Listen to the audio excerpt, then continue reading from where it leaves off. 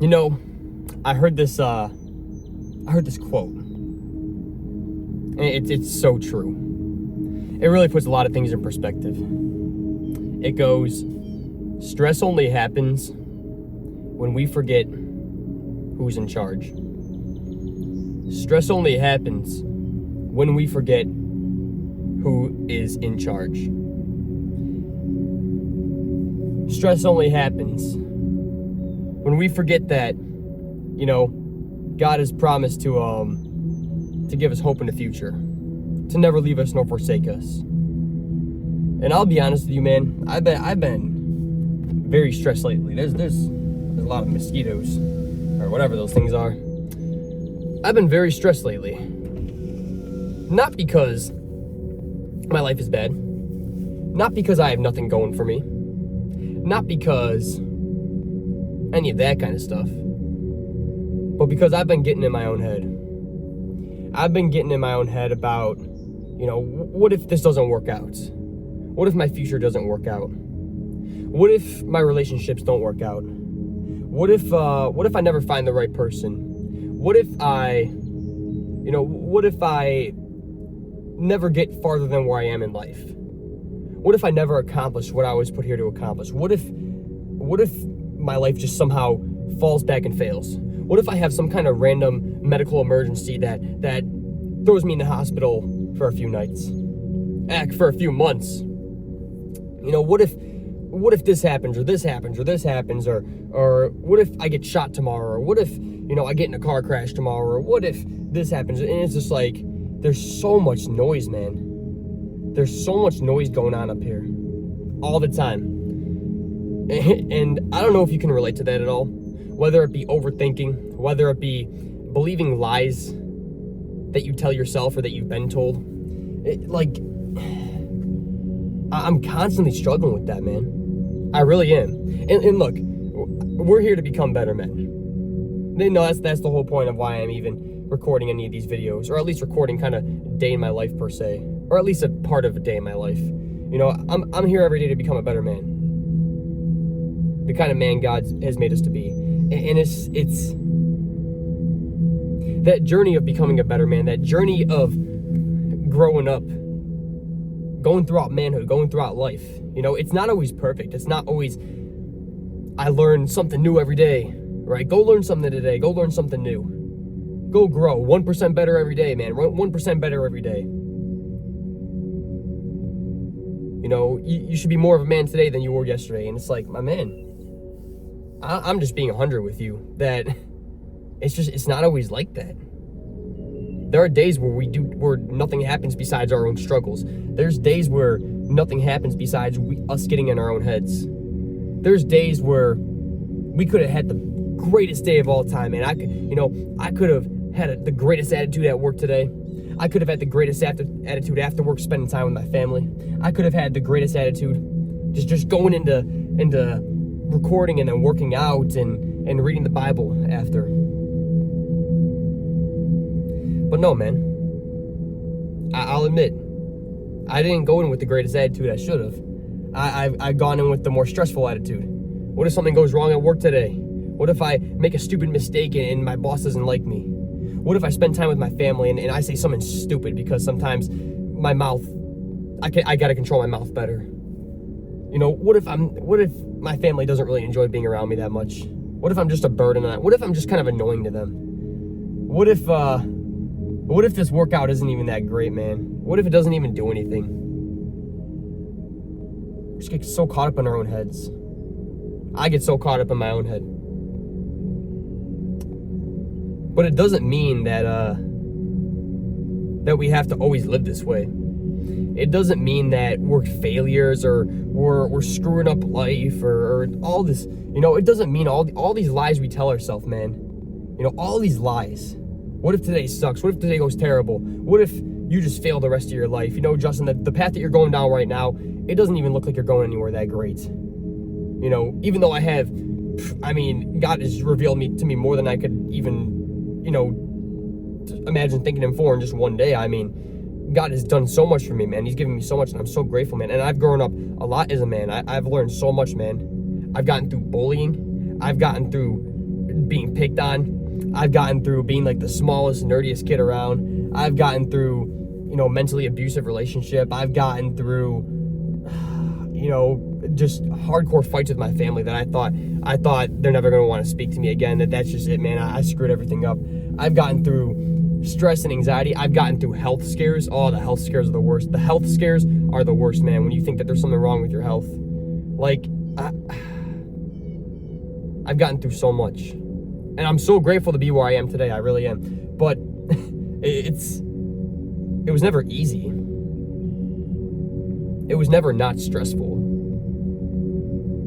But at the same time, too, it's like, I look back and I always question, Justin, man, why did you ever stress the way you did? Why did you ever stay up at night so many times? Why did you ever have as much anxiety as you ever did? And I know going forth, I'm still going to have some anxiety because I pretty much adapted myself to that kind of lifestyle. But I also know that I can get better at controlling it too, and being better with it.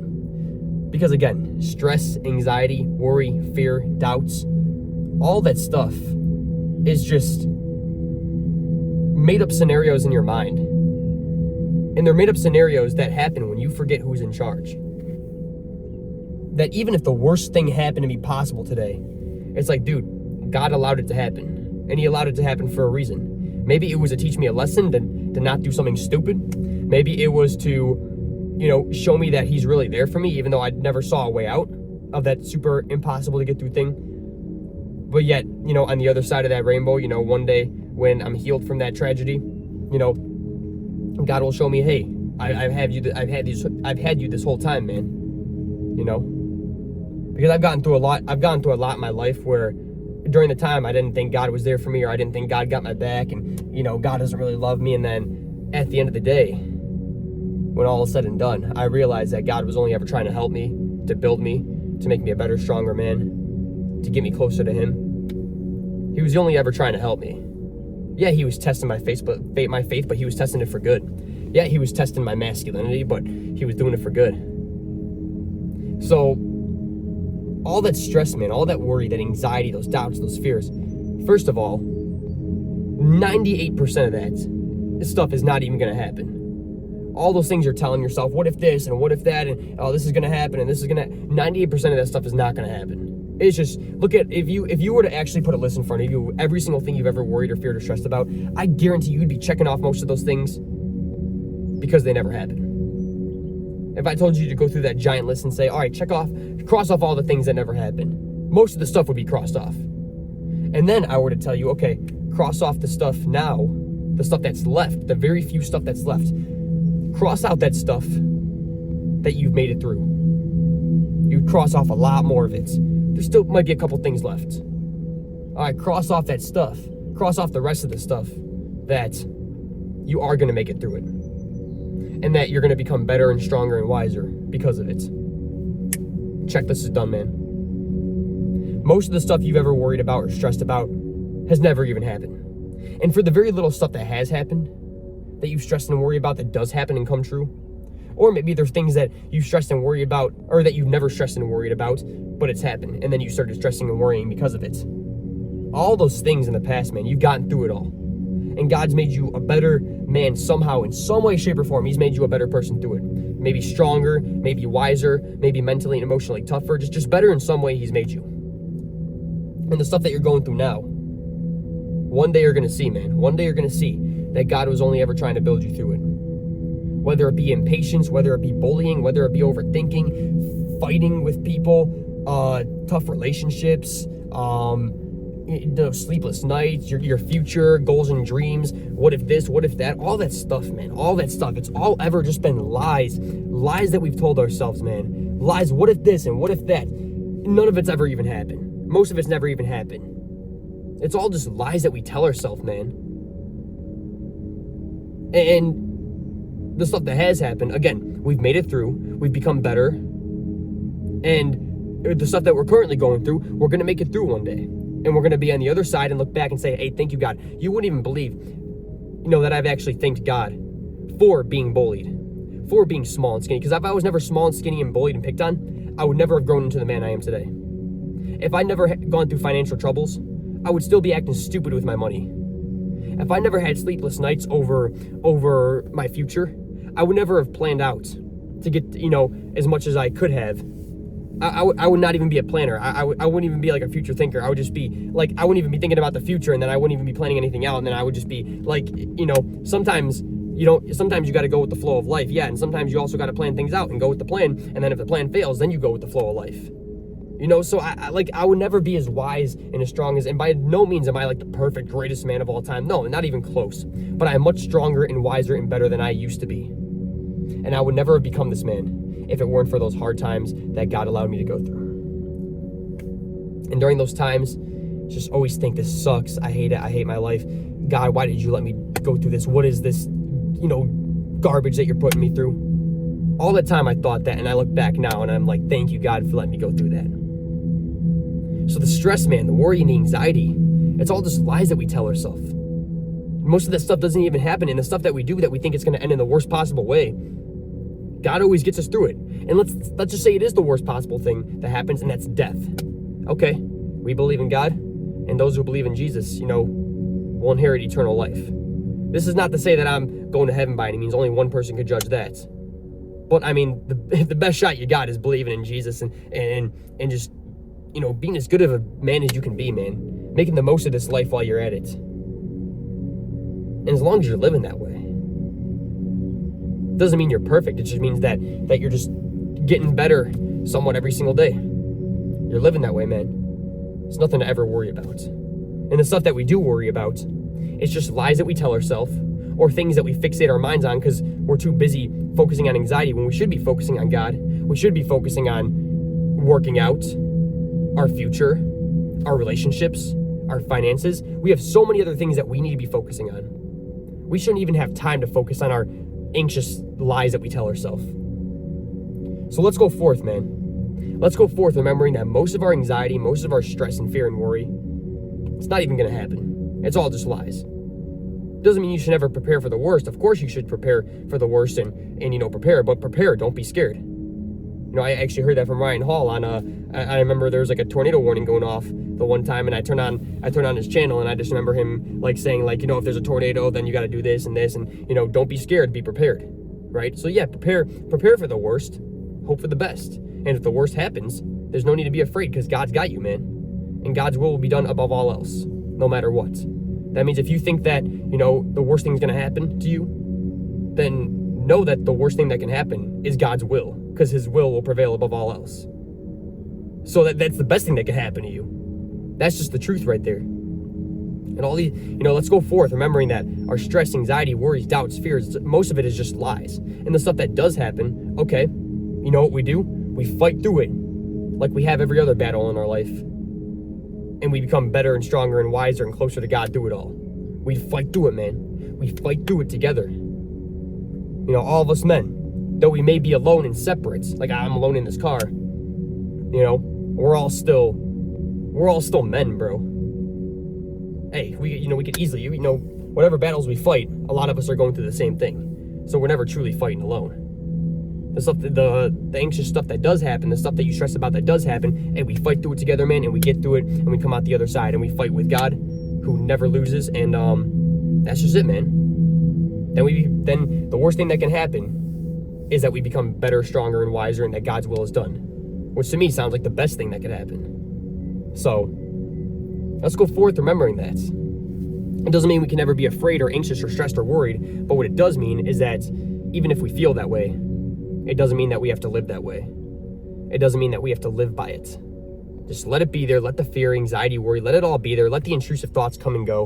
And just remember the truth, God's word. And remember your past, that all the stuff you ever worried about that's happened to you, and you're on the other side of it now, it's made you better in some way, shape, or form. And remember that God's will be done above all else, and that all those hard times have only built us and made us stronger and better.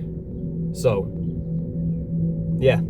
Stress really does only happen when we forget who's in charge. And we just got to go forth, putting our focus on other things that matter in our lives as men more. Whether it be working out or finances or relationships or God or becoming better, just our habits, whatever, everything, bro, everything. And the more focus that we put on the good, the less that we have time to put on the bad, which is the anxiety and stress. So let's go forth living that way, man. And just remembering that stress only ever happens when we forget that God's in charge. So next time you're stressed or worried or anxious, just remember who's in charge. And remember the truth of it all. All right, time to go work out. Let's go. Oh yeah, we are out in a beautiful, beautiful place. And look at that. Even the moon's out too as the sun's going down. Oh my gosh, I could sit out here all day. And it's a good 68, I think. It's around like 68 degrees, 68-ish. 60s and 70s. Sitting out here on like a summer night. Oh, just I love it. Like I get so happy sometimes that it's almost like it feels hard to control. Like right now I'm like happy but in the excited way, right? Like I'm hyped to be out here. I'm excited to be out here. Like I'm completely alone. I'm completely alone out here. Beautiful summer night, summer sunsets. I'm gonna do a workout and then read my Bible after. Right after I just got done with a good hard day of work and a good time with my family. And I was stressed about today. Shame on me, man. And every single time that happens, every single time that I'm stressed or worried, I look back and I'm like, at some point in my life, whether it be the same day or 10 years later, I look back and say, why was I ever stressed or worried? That's the dumbest thing you ever did, Justin, was be stressed or worried. Now I'm out here in just the midst of the beauty and the peace. Gosh, dang it. Well, what I will say is that I'm gonna get to a workout. I'm doing push-ups, different variations of push-ups in order to hit chest, shoulders and traps, triceps, and then neck too, throwing some neck curls. Good thing about those, they kind of widen your neck a little bit more and more over time. Obviously don't overdo it, don't hurt your neck or strain it. But do a little bit of neck curls here and there. It helps to kind of widen your neck so you don't have necessarily a super skinny neck shape and look like some cartoon character or something. Like the ones with the super skinny neck. I don't know who I could think of. I don't know, it was the man in the yellow hat from Curious George. Did he have a skinny neck? Or am I just picturing him that way? I don't know. You probably know a cartoon character where they have a super skinny neck. Yeah. I'm not trying to look like that. That's just me personally though. Hey, no judgment if you are. That's just me. I don't prefer that kind of style, if you will. So that's why I do some neck curls. But yeah, different variations of push-ups on push day. Got the good old weighted vest on. And man, as beautiful as winter could be, like when the snow's falling and stuff and you're out there alone working out, I always forget how much I love the summer nights because, man, it doesn't really last that long. It doesn't. Having lows of 60s, sometimes 70s, it really doesn't last that long in the northern Midwest. For anyone that lives in the north, you know that, you're blessed for the 2 months that you get for the 60s and 70s of lows. So just kind of enjoy it while you can. That being said, I'm gonna do a couple circuits here. So yeah, I'll show a circuit and then yeah, we'll go from there.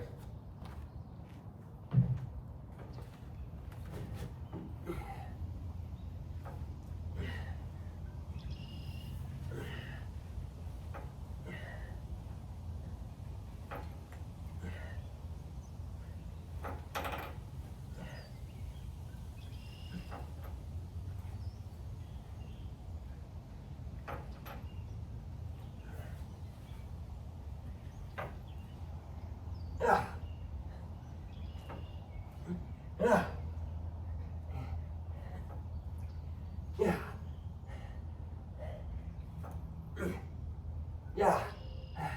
Yeah.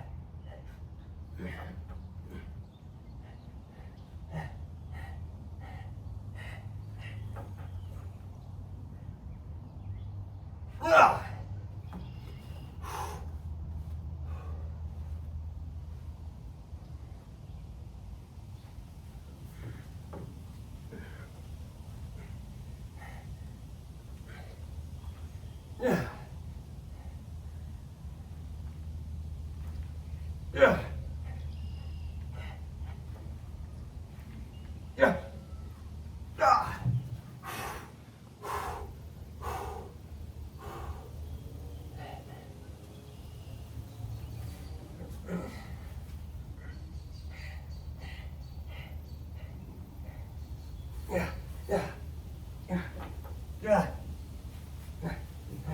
Yeah, yeah, yeah.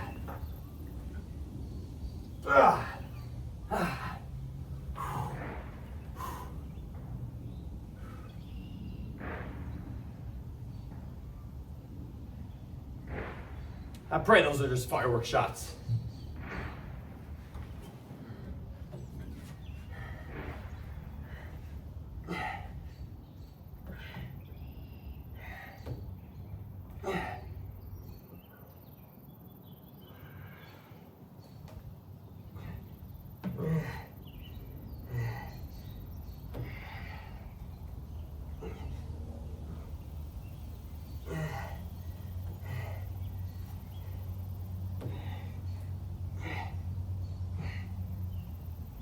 Ah.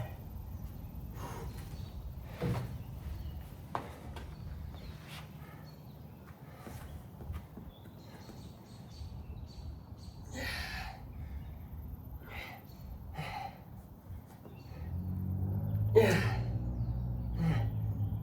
Yeah. Yeah. Yeah. Ah.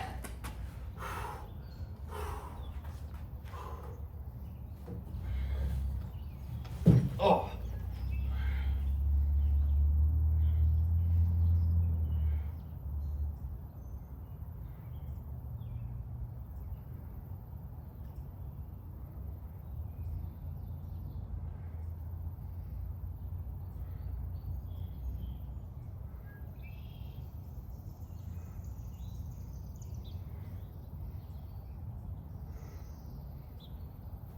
Ah.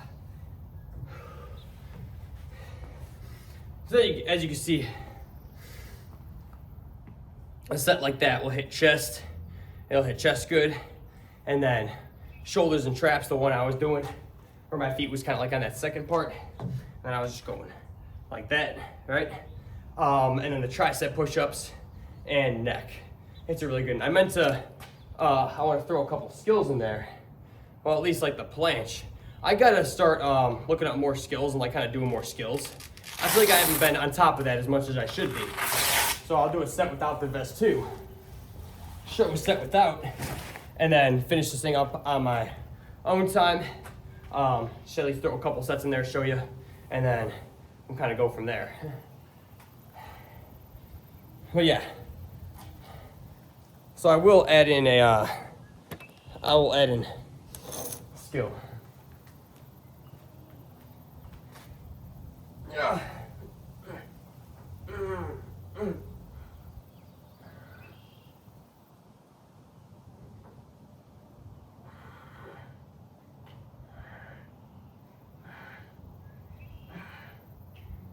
Woo! Okay. That, and then I think I want to do a couple like handstand push-ups for shoulders. So I think I'll toss that in there too. That's another part of it. I think I'll do that. And yeah, kind of go from there. I feel like I'm forgetting something. But I think I'm just overthinking again. So I'll get to the next set. But yeah, for each set, you know, just kind of take it nice and easy, take it nice and slow. No need to crank anything out and rush through it. I mean, I guess if that's your style, then all right. I mean, but honestly, I've noticed much better progress when I just kind of take it slow. It doesn't mean you have to go super like deadly slow or anything. Just, you know, take your time with it, man. Make sure you're doing the full extension, make sure you're doing the right form, and make sure you're pushing until, you know, until you really can't push anymore for each thing. That's the kind of stuff I've noticed has made the best progress over the years. You know, you don't necessarily need a magical number of 5 reps or 8 reps or 12. It's like, dude, just do as many reps as your body can handle. And if you can do a lot, then sure, add on some more weight, whether it be to your weighted vest, or if you're at the gym, or, you know, if you're not doing anything, if you don't have any weight at all, then just do slower, you know, longer held reps. But if you can't really do that many, then okay, time to probably take off some weight, and just go from there, you know. But no need to rush through anything, you know? No need to rush through anything. Sometimes the greatest things in life are the things that take time. That's like relationships, and you're just building up your future and life as a whole, man. Life as a whole, the greatest things take time. Doesn't mean you can't keep moving forward or you gotta stand still. It just means keep moving forward, but allow it to take as much time as it's gonna take. That's kind of the bottom line. So let's go.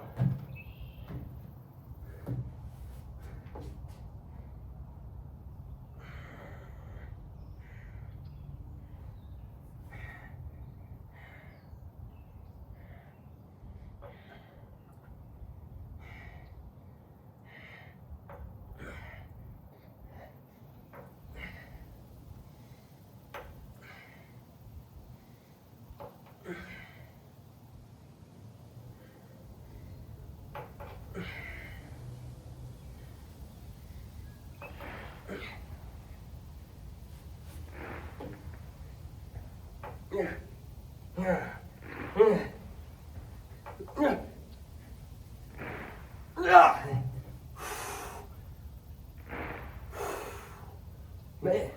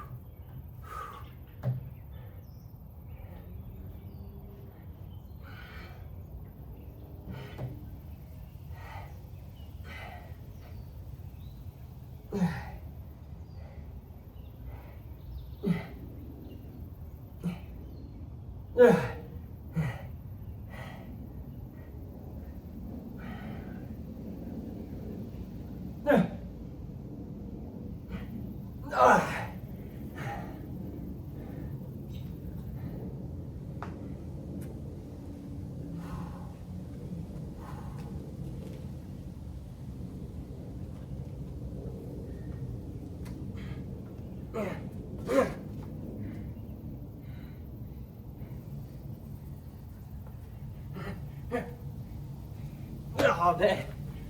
Whew. I'm telling you, when you do circuits like that, back-to-back exercises, you get real weak real fast. But it's a good thing because you're really pushing yourself too.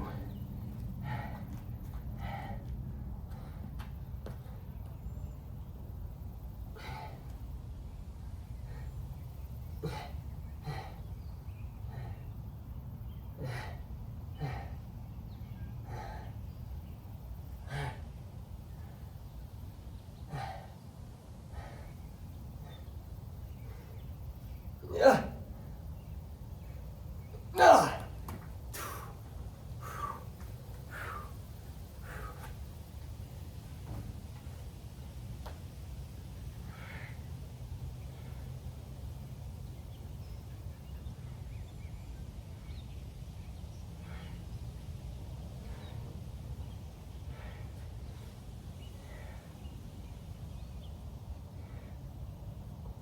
Whew.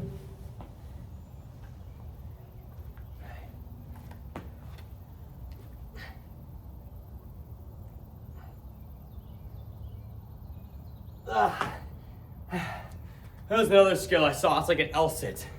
But man, that one's gonna take a little bit of time.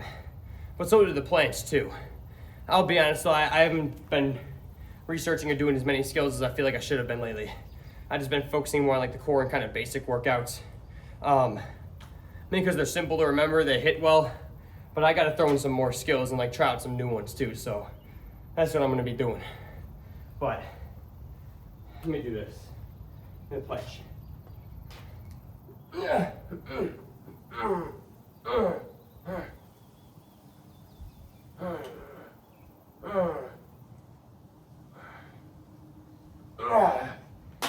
Whew. Yeah, if doing circuits like that doesn't knock you out, I don't know what will.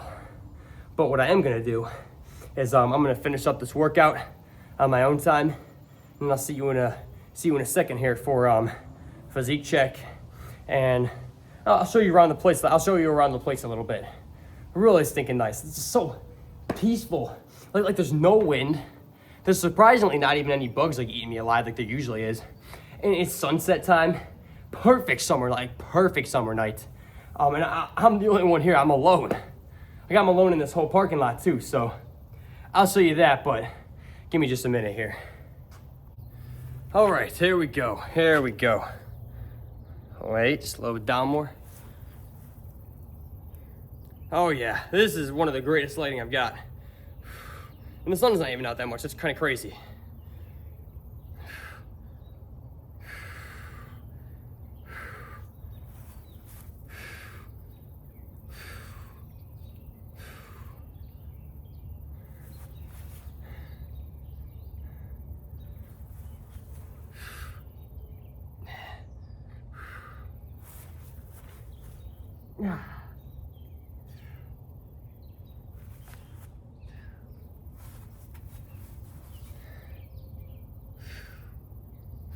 Let me see something real quick.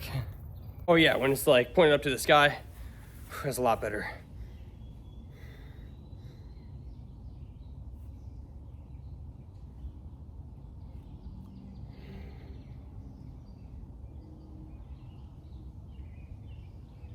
Oh yeah, that's a lot better.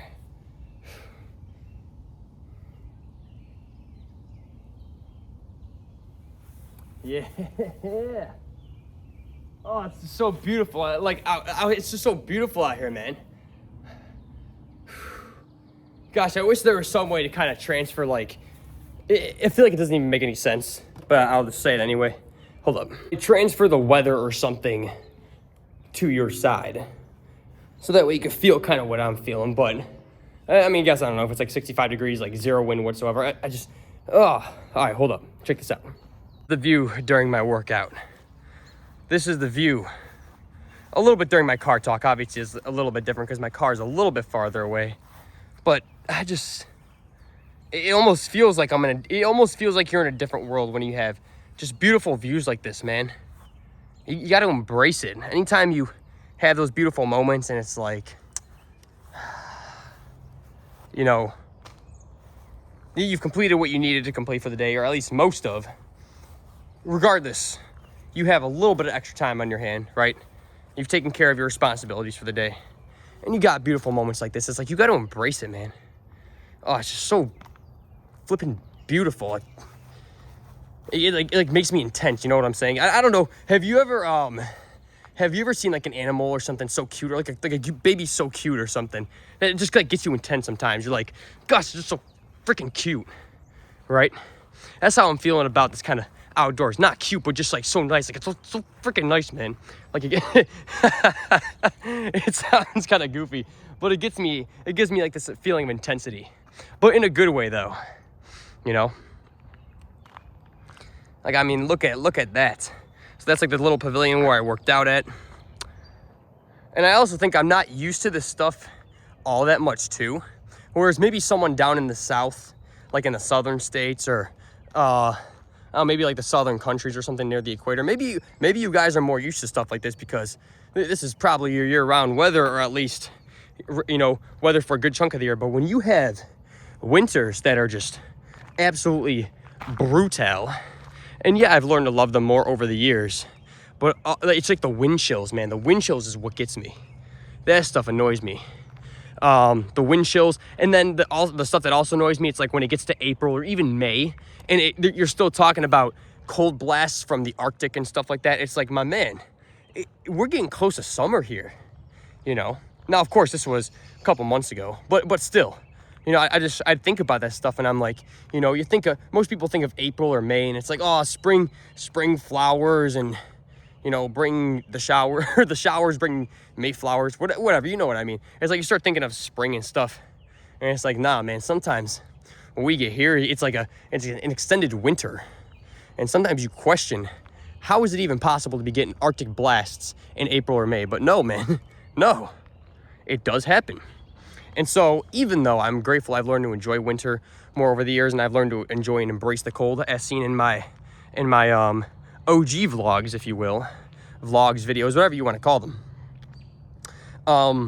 I still embrace moments like these like there's no tomorrow, because, I mean, for all we know, tomorrow there could be some kind of a weird polar vortex event, number one. Number two is that time goes by so darn fast that right now, you know, it's just the beginning of summer, but before I know it, I'm going to open my eyes and be putting on a heavy winter jacket, you know, before I know it. And it's one of those things where winter here lasts a long time. I'm talking it starts in October and doesn't end until April, May. So we don't get as much of this kind of beautiful weather as some people, which it's like, all right, you know, I got to embrace it while it's here. And I got to really enjoy it while it's here. And so when it is here, I get that extra intensity, like, oh, I just love this, man, because dang, it doesn't come around that often. Or it doesn't stick around that often, I should say. It doesn't stick around that often. It comes around every year, but it doesn't stick around as often. So I don't get much of a chance, or I don't get as much of a chance to kind of enjoy and embrace it as winter. But anyway, enough of the kind of weather rambles. I mean, I could go on about it for ages, how there's been the most recorded tornadoes in this state, you know, just this year than in like history alone, I believe, or at least in a long, long time in history. Going about the tornadoes, the severe storms, how all that stuff works. I'm a weather geek, though ironically, I've never considered meteorology for school. I mean, I've actually, okay, I take that back. I've thought about it, but I've never actually tried out any classes, you know, believe it or not. But I feel like if they had some at the schools I went to, I feel like I would have really definitely given them a shot. But, you know, regardless, weather's pretty cool and interesting and fascinating in many ways. I think so. I think it's really fascinating. So yeah, wanted to kind of show around here, go on a little ramble. That's where I was just working out, is back over there. And the other way, boom. Just beautifulness all over. Beauty all over. And that right there is my lonesome car in the parking lot.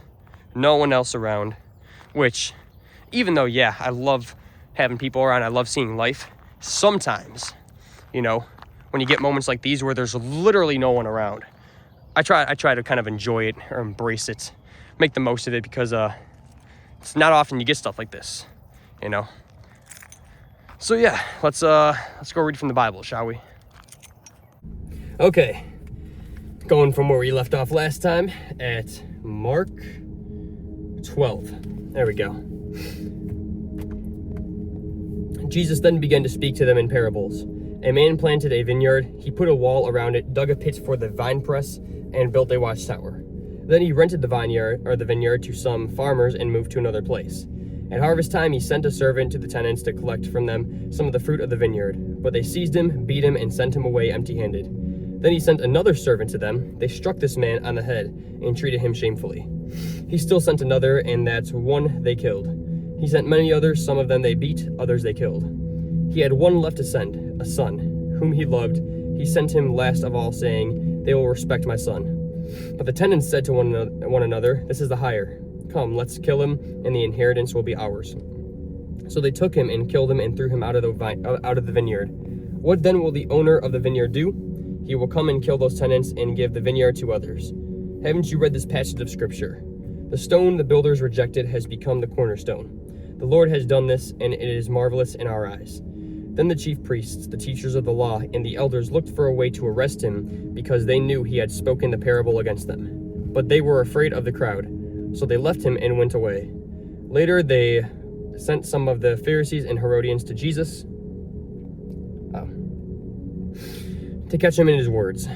They came to him and said, "Teacher, we know that you are a man of integrity. You aren't swayed by others because you pay no attention to who they are, but you teach the way of God in accordance with the truth. Is it right to pay the imperial tax to Caesar or not? Should we pay or shouldn't we?" But Jesus knew their hypocrisy. "Why are you trying to trap me?" he asked. "Bring me a denarius and let me look at it." They brought the coin, and he asked them, "Whose image is this? And whose inscription?" Caesar's, they replied.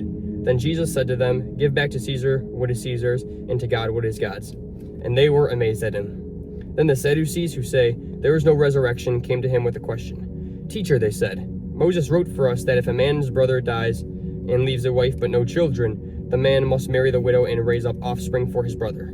Now there were 7 brothers. The first one married and died without leaving any children. The second one married the widow, but he also died leaving no child. It was the same with the third. In fact, none of the 7 left any children. Last of all, the woman died too, and at the resurrection, whose wife will she be, since the 7 were married to her? Jesus replied, Are you not in error, because you do not know the Scriptures or the power of God? When the dead rise, they will neither marry nor be given in marriage. They will be like the angels in heaven. Now, about the dead rising, have you not read in the book of Moses, in the account of the burning bush, how God said to him, I am the God of Abraham, the God of Isaac, and the God of Jacob. He is not the God of the dead, but of the living. You are badly mistaken. One of the teachers of the law came and heard them debating. Noticing that Jesus had given them a good answer, he asked him, Of all the commandments, which is the most important? The most important one, answered Jesus, is this. Hear, O Israel, the Lord our God, the Lord is one. Love the Lord your God with all of your heart and with all of your soul and with all of your mind and with all of your strength.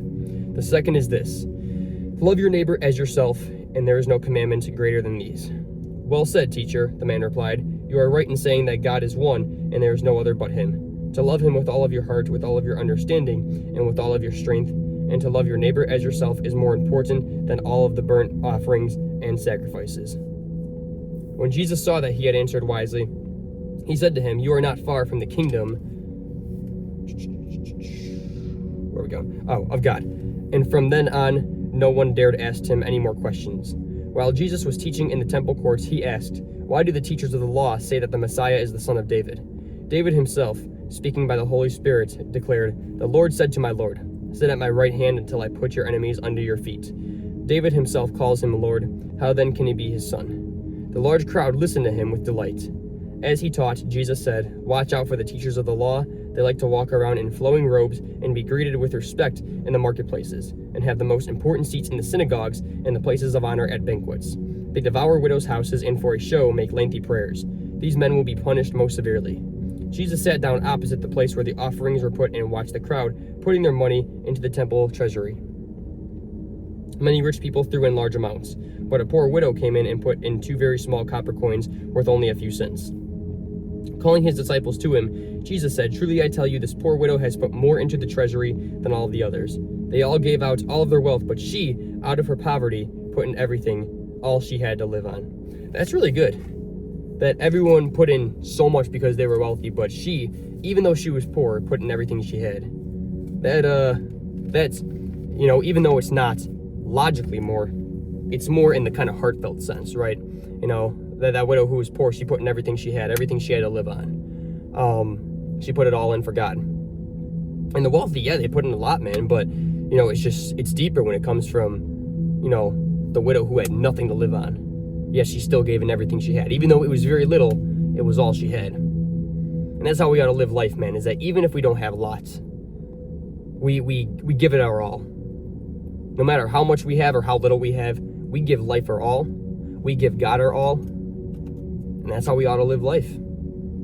It will show us only then that we don't need that much. We don't need anything to live with God. We just need love. And we just need him, man. We just need him. We just need love. And once we give it all to God, once we give everything to God, man, we give it all to God, even if we don't have that much. That's what matters in the end. Once we give all we got in life to God, we give life and we give God all that we got, even if we have very little. That's how we're going to make the most of our lives. But anyway, that's the mission for today. So, that being said, hey, now it's our time to go become the great men God made us to be. And I will see you tomorrow to continue our mission. Peace.